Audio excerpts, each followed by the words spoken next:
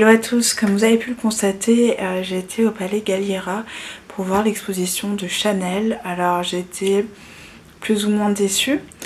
J'ai beaucoup aimé donc toutes les robes, tout ce qui ont été exposées, la chronologie de Coco Chanel. Après il n'y avait pas beaucoup d'informations je trouve biographiques à son sujet.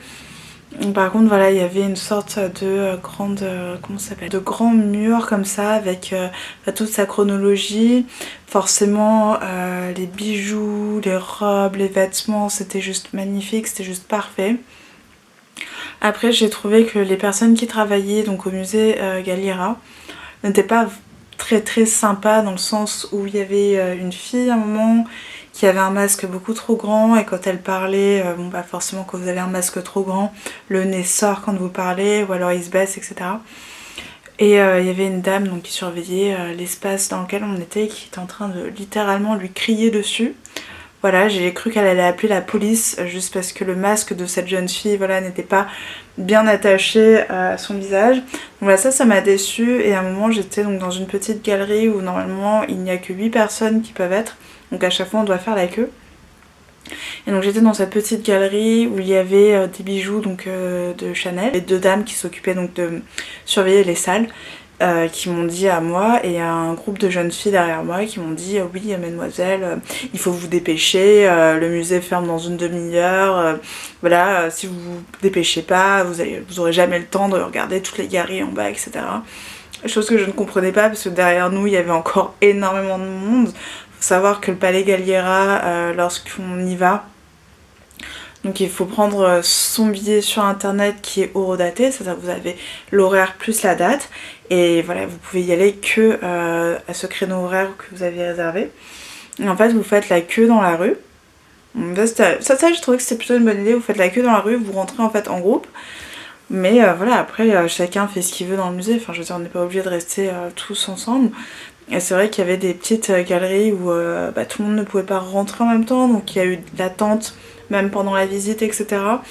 Mais bon, tout ça pour dire que ce n'est pas une raison pour crier sur les visiteurs. Je veux dire, voilà, je l'ai pas mal pris dans le sens où voilà, je peux comprendre qu'à la fin de la journée les gens aient envie d'arrêter de travailler et de rentrer. Mais là où honnêtement j'ai pas été très contente, c'est que ça a été dit d'une brutalité. Voilà, enfin moi je visitais, je regardais les choses comme ça, au même rythme que les autres, enfin je pense pas avoir été plus lente que les autres. Et non, j'ai pas du tout aimé la manière dont ces dames-là nous ont parlé, et ont parlé à la jeune fille avec son masque. Et en plus, pour vous dire, après j'ai commencé pas à courir parce que bon, il y avait quand même des gens, c'était assez étroit en fait, les galeries du sous-sol sont assez étroites. Et il y avait quand même des gens devant moi, mais ce que je veux dire c'est que j'avais très peur en fait de pas pouvoir tout voir, que toute la partie joaillerie je l'ai pas vraiment regardée, enfin je veux dire je suis passée dans la galerie à coup de vent, j'ai pu voir quelques petits trucs mais j'ai pas beaucoup regardé. Sinon mis à part ça j'étais un petit peu déçue en comparaison avec l'exposition donc, de Dior que j'ai visitée à Londres.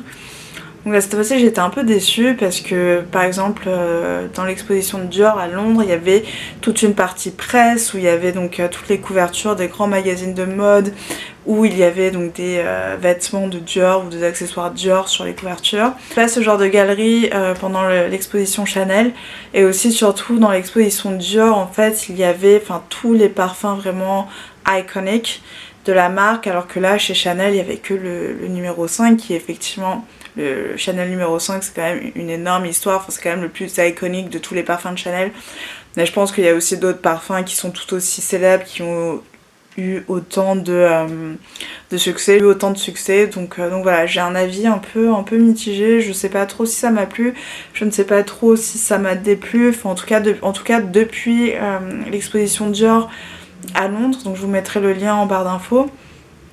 J'ai beaucoup de mal à apprécier une exposition donc consacrée à un créateur de mode, ou tout simplement à la mode. Il y avait que Marche et Démarche. Le lien sera dans la barre de description également.